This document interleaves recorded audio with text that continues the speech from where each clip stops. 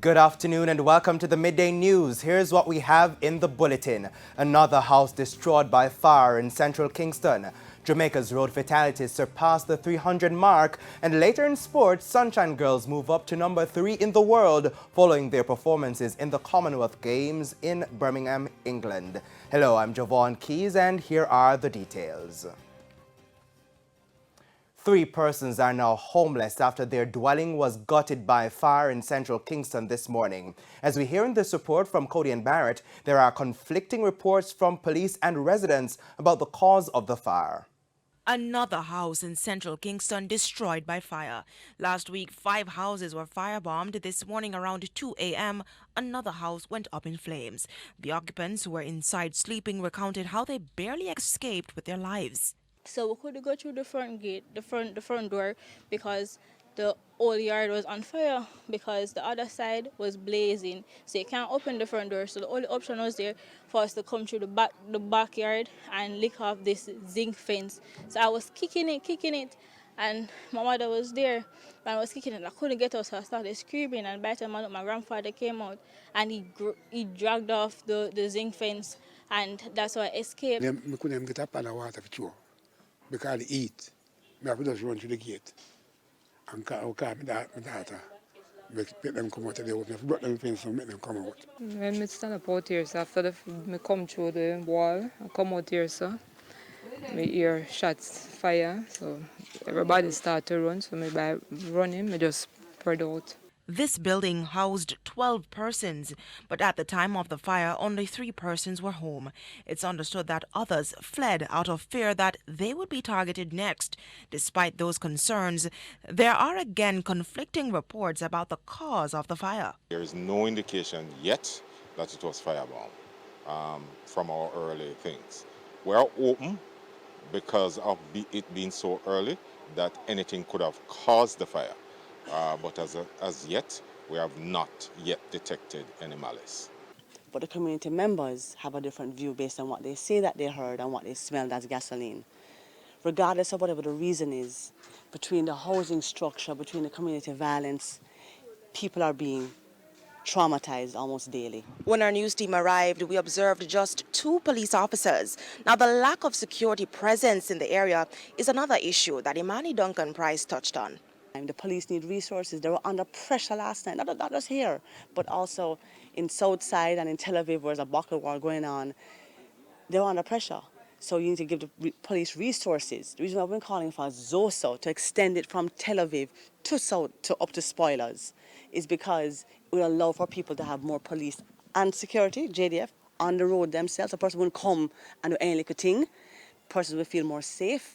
But Superintendent Beresford Williams believes social intervention is needed. We are meeting with residents. We had one such meeting on Sunday to reassure them and to encourage them to work with us, because irrespective of how often or how many police we have here, once they continue to shelter the persons who are the wrongdoers in this space, we are not going to make much headway. Reporting from Text Lane in central Kingston, I'm Cody and Barrett for TVJ News. Thanks, Cody. And a man is dead and another is in police custody following a fatal stabbing in Dalvey District, St. Thomas on Sunday. The deceased is 22-year-old Kevon Dixon, also known as Tupsi, of Holland Town in Dalvey. It's reported that Dixon and his brother, Ashawn Chisholm, were involved in a heated family dispute. It's alleged that during the brawl, Chisholm stabbed Dixon.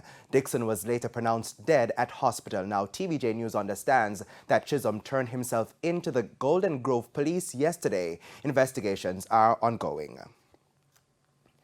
The Police Federation is not satisfied with the latest offer under the government's compensation review program. Finance Minister Dr. Nigel Clark in May had promised government workers that they will not be worse off when the public sector compensation review is completed. But speaking on the morning agenda on Power 106 on Tuesday, Chairman of the Police Federation, Corporal Rohan James, said the offer is less than favorable. On Friday, because we are less than satisfied with what it is that is currently on the table.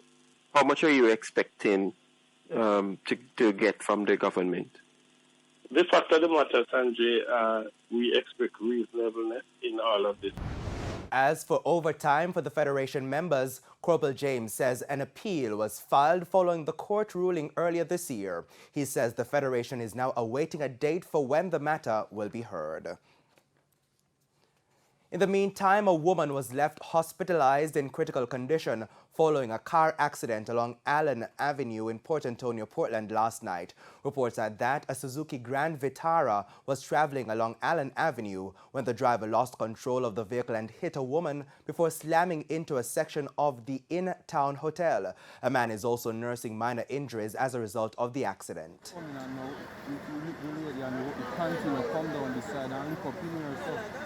down here, so look up and then it starts swerve, come down. So it almost can't kill me a good thing, so I swift and could move, but I want why I make me drop and bruise up me, you know? It's now time for the latest in the world of business. Here's Cody and Barrett. Listed company Caribbean Assurance Brokers registered a profit in its second quarter ended June. Post-tax earnings for the 3 months was $2.6 million. For the same period last year, the company suffered a loss of $13.4 million. Revenues for the multi-line insurance company also improved. Total earnings was recorded at $87.7 million versus $76.2 million. The brokerage group says it forecasts an upward movement in its performance as consumer activities continue to rise. In business internationally, Japan's economy grew at an annual rate of 2.2% in the April to June quarter.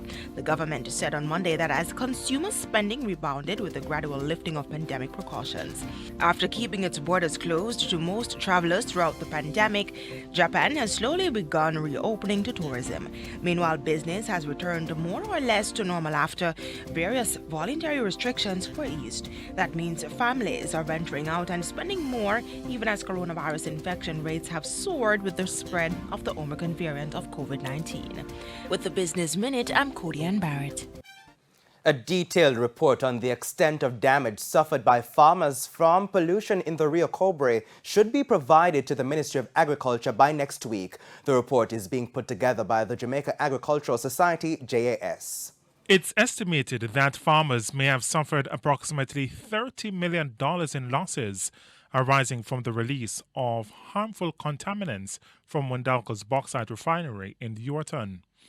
President of the Jamaica Agricultural Society, JAS, Lenworth Fulton, says the assessment is in its final stages. I can guarantee the farmers that by early next week, the report will be in the hands of the Permanent Secretary in the Ministry of Agriculture and Fisheries, Mr. Derman Spence, who will put his team to work and create, a document for the minister to request the assistance, and it will be applied in due course.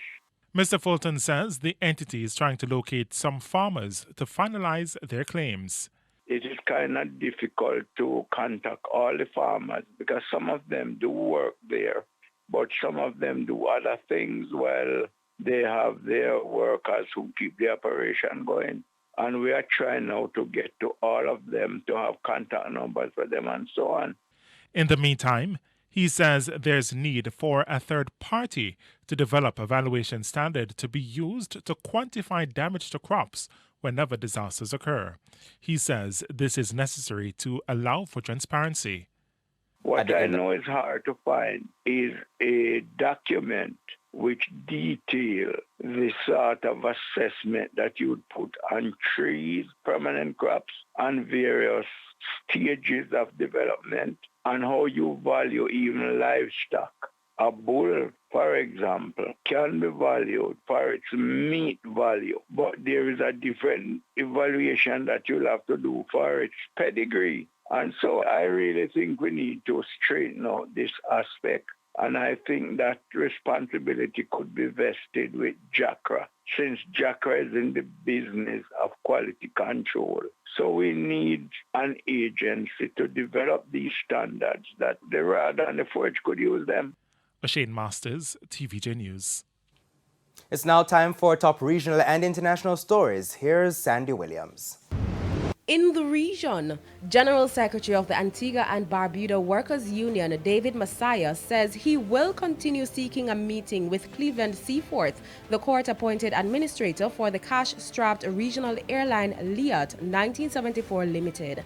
Earlier this month, the trade unionist said among the issues to be discussed will be the decision by the shareholder governments to liquidate the company that owes millions of dollars to former employees who were dismissed last year.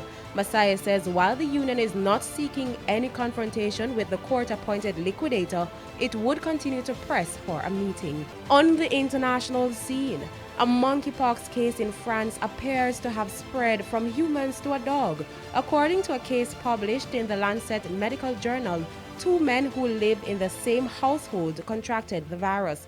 About 2 weeks later, their dog, a 4-year-old Italian Greyhound, started to have symptoms of monkeypox and tested positive. They said they co-slept with their dog. This is believed to be the first human-to-dog transmission of the monkeypox virus. And those were the top regional and international stories. I'm Sandy Williams.